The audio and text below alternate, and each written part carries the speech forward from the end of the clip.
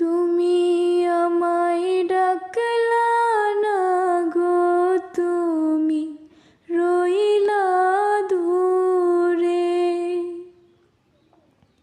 তোমার হইয়া অবাক জোছনা ডাকলো অচিন সুরে।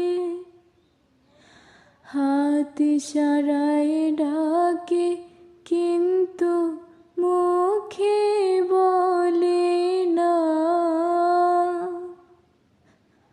আমার কাছে আইলে বন্ধু আমারে পাইবা